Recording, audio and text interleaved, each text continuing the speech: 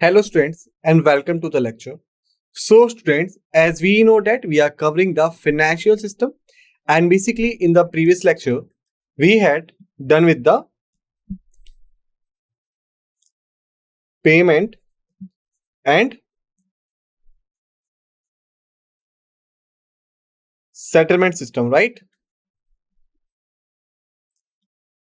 Okay, we had finished that particular topic, okay, in which we had discussed like the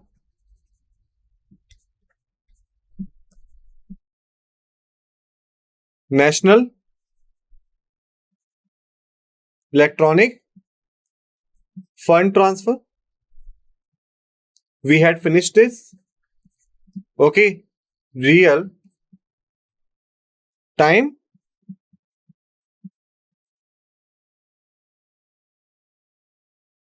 gross settlement. We had finished this, okay. Thereafter, immediate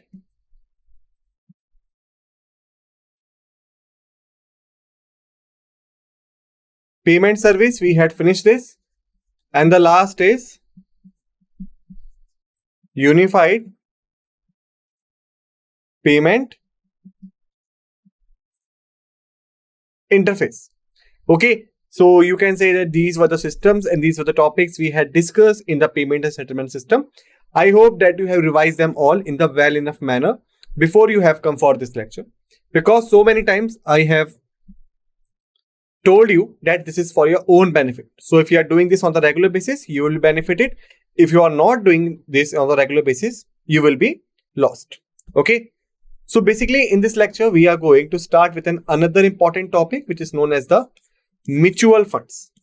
Okay, we are going to start with the mutual funds. Okay, but before this, you could say that before starting this area, what do we mean by the mutual funds? Let us understand this. Okay, however, in the Indian capital market lecture, we had discussed about the mutual funds. Okay, and what we had discussed that it is basically the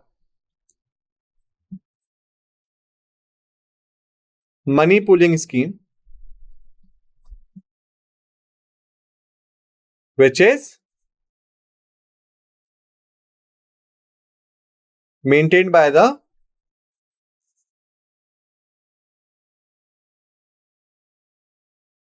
fund manager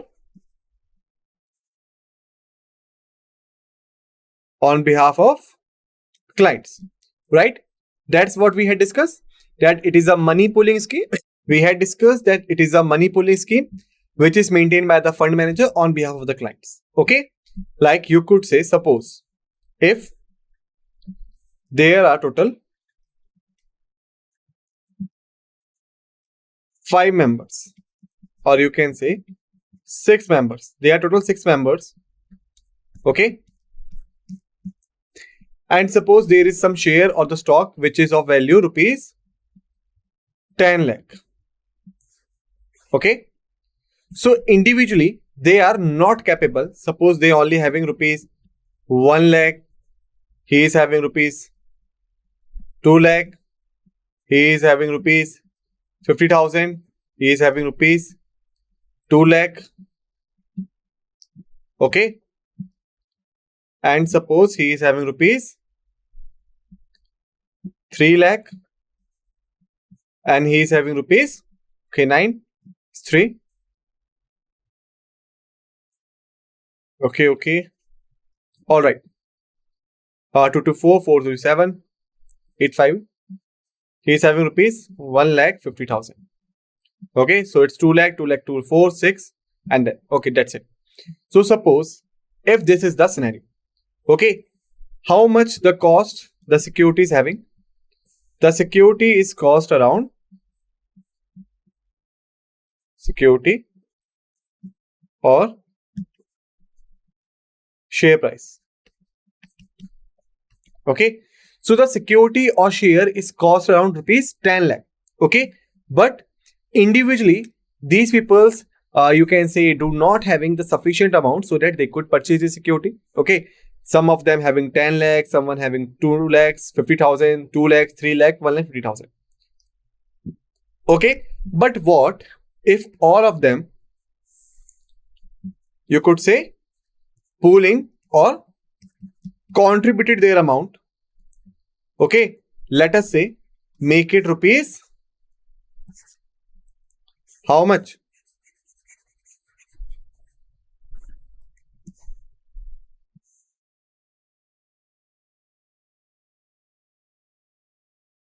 When all of these monies will be combined, how much amount it will be? It will be amount of rupees 10 lakh as equal the security cost. Okay, so but what is happening here? All of this money has been, you can say, combined or pooled together. Okay, and this type of schemes we basically called as a mutual funds. Funds because it has been arranged to buy some security, share and whatever. Mutual because this fund is not belong to the single owner. Has been curated by merging multiple owners. Okay, and basically on behalf of these 5 members, someone, suppose Mr. X.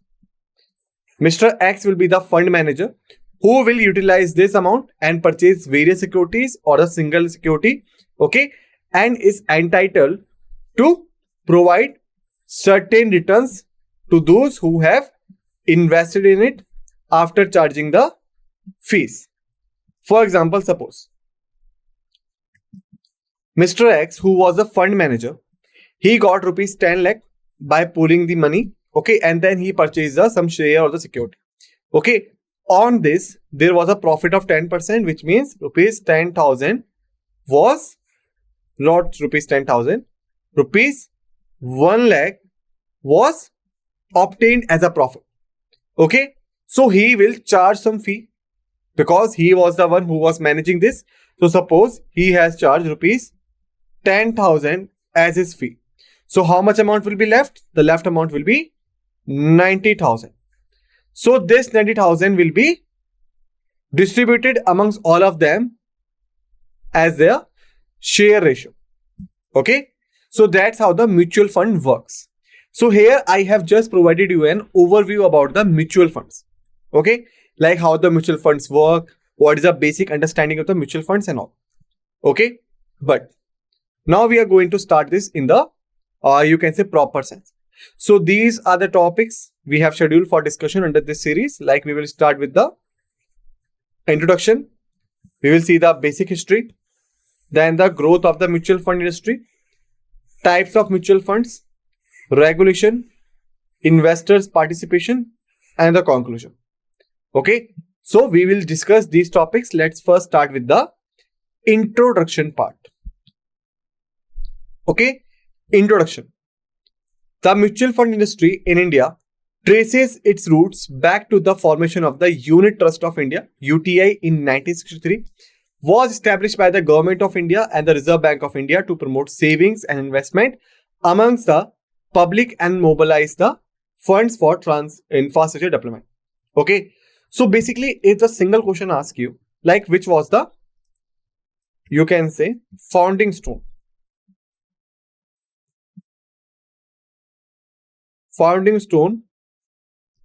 of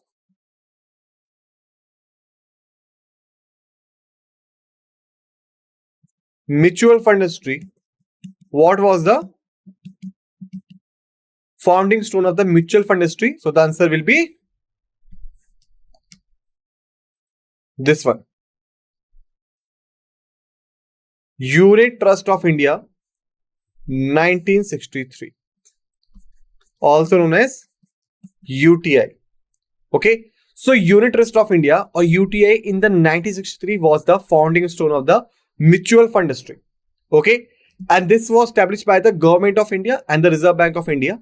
The main aim was to promote the savings and investments among the public and to mobilize funds for the infrastructure development. Okay, like we had seen in the previous examples that the people had the savings 10 you can say 50,000, 1 lakh, 2 lakh, 1 lakh 50,000, 3 lakhs, the amount they had saved. But they were unable to invest it because the investment was initially caused at rupees 10 lakh, right? Before 1963, or you can say before the Unit Trust of India, or you can say establishment of it, basically the individuals are not allowed, or you can say not so facilitated by merging their funds and buy the securities. Okay, so that's why if they had the small savings, so basically they were not able to mobilize it. Okay, but when the UTI was established in the 1963, that's paved the way for the individuals who had the small savings, that they could merge their savings and purchase the stocks and the shares. Okay, so that's how the UTI, you can say, facilitate the small savers. UTI launched its first scheme, Unit Scheme, in 1964, which is also known as US 64, which became very popular among investors due to its attractive returns and the low risk. Okay, so always remember that the UTI launches its first scheme, which is named as a Unit Scheme 1964. Okay,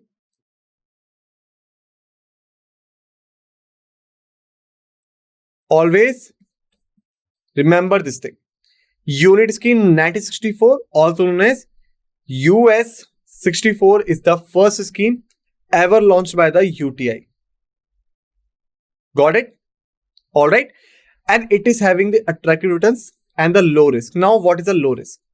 Like many times, if we talk about the modern days also, many times if the person wants to invest in the shares and the stock, he wants to invest in it and he wants a attractive return on it, but there is always a high risk,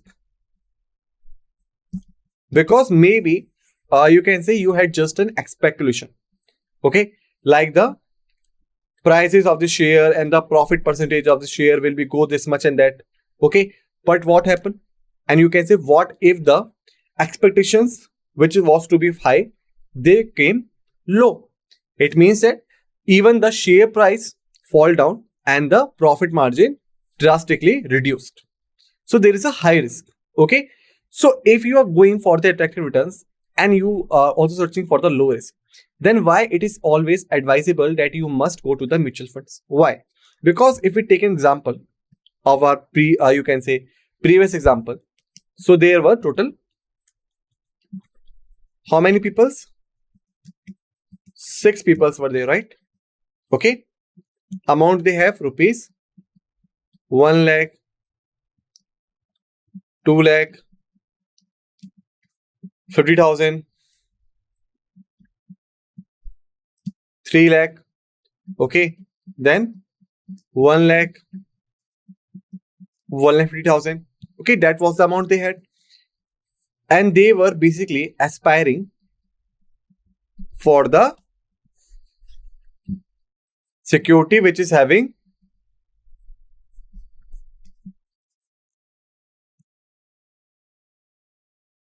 high value, right? So you can now just try to portray a picture. Just try to portray the picture. Like, what is mean? It means that suppose if this security, or you can say any security, is promising 10% interest rate. Okay, so if you calculate the 10% of these values individually, not combined, but individually, so that will always be lesser than the 10% of this value, right?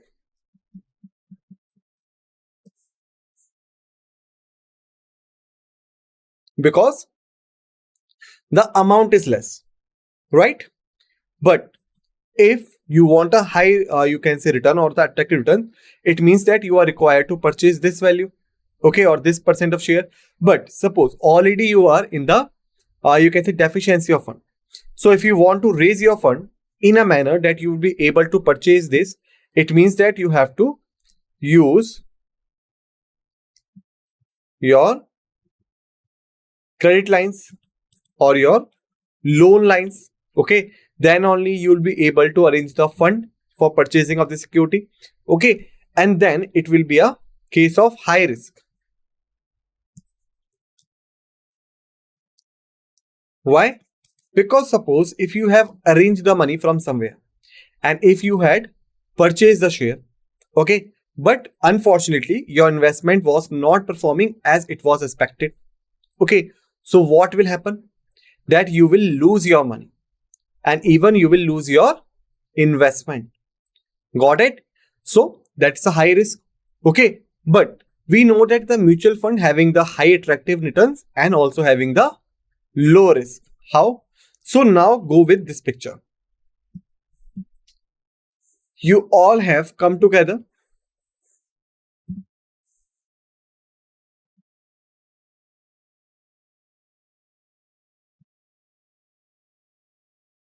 You all have come together. Okay, then you all have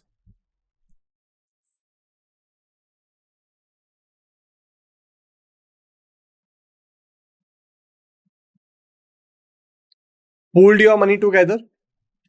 All right, up to rupees 10 lakh. Okay, then you purchase the high value security. So how much you are entitled to receive? Rupees 1 lakh as a return. Okay, doesn't matter that whether this 1 lakh will be divided as per your proportion, but even you will get the high return in case of individual transaction or individual you can say purchasing of the shares. Okay, and why? So there is a one thing, high returns, which we have just checked. Second case is low risk. Why? Because this 10 lakh has not been paid by you only. You just paid certain percentage, like rupees 1 lakh you have paid, 2 lakh you have paid, 50,000 you have paid, 3 lakh, 1 lakh, 150,000, just this one you had paid. Okay, so even if rupees 10 lakh you can say washed off, then you can say the loss will be minimum in case of other circumstances. Okay, so that's why it is having the high returns and the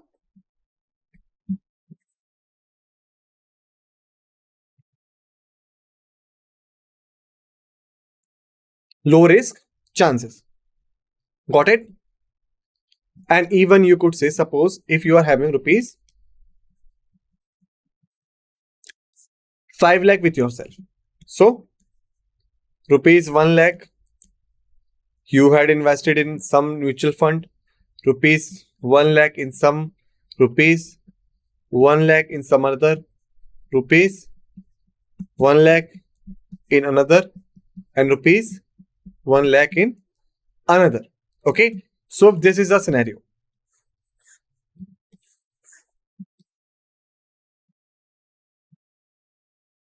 Okay, so here you just not only diversify your investment, but also you have reduced the risk percentage or risk potential. Why? Because suppose if any of them or some of them are not performing well, even you will get a hope from other mutual funds. Okay, but if you have invested the entire amount at somewhere, and if the particular share or you can say security not performing as it was expected, then the loss will be much more higher in comparison with this. Okay, so that's how it's having the attractive returns and the low risk. Okay, now after finishing the introduction, now we have the basic history to complete. Okay, like what is the basic history? Let's start. It was in 1987, the government allowed the public sector banks and the financial institution to set up the mutual funds. Okay, before this, let me give you some hints. Okay, basically there are total 5 ways in which we could see the establishment of mutual fund industry. Okay, like the first wave between 1964 to 1987. Okay, second wave is 1987 to 1993. Third wave is 1993 to 2003. And the fourth wave is 2003 to 2014. And the fifth wave is 2015 onwards. So it was a time period of 1964 to 1987 when the Unit Trust of India was established. UTI, right? So it was the beginning of the mutual funds. Okay. During this time period, the public banks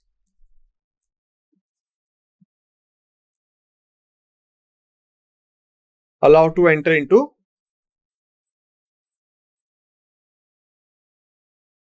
mutual funds. Okay. So that's brought the options to the people who were investing in the mutual funds. 1993 to 2003, what happened? That the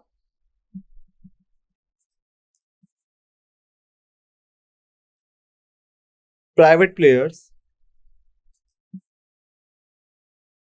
also got approvals for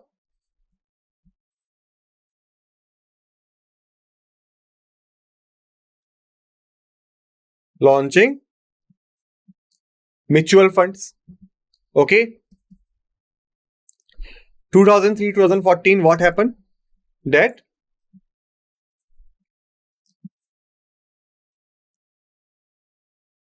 new fund offer were introduced and launched. Okay. And after this, 2014 onwards, what was happened? That the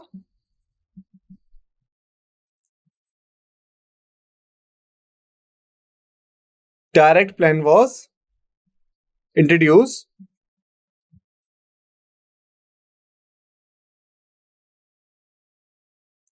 for the first time. Okay. So this is the timeline. Like 1964 to 1987, basically the founding stone was formed after the Unit Trust of India was formed. Okay. 1987 to the 1993, the public banks were basically get the permission to enter into the mutual funds. And that's basically, you can say, founded the new ways for the people who were investing in the mutual fund so that they could get a chance. 1993 to 2003, what happened? That the private players also get approvals for launching the mutual funds. In 2003-2014, what happened? That the new fund offer were introduced and launched. And after 2014, or you can say 2014 to current onwards, direct plan was introduced for the first time. Okay. So here, all of these things we will discuss in the, you can say, next lecture. Till now, what you are just required to go through all this timeline. Keep this thing in your mind. Okay. And in the next lecture, basically, we will discuss the points like the new bank offer. What was it? Okay. And what do you mean by the direct plan? All of these things we will discuss in the next lecture. All right. So just keep this thing in your mind. So students, basically in this lecture, we had finished till the introduction and we have taken the basic overview of the basic history. In the next lecture, we will continue from here. Till then, just revise all the facts and figures we have discussed in this lecture. Be ready for the another lecture. With this note, let's end this lecture, and what we say, thank you.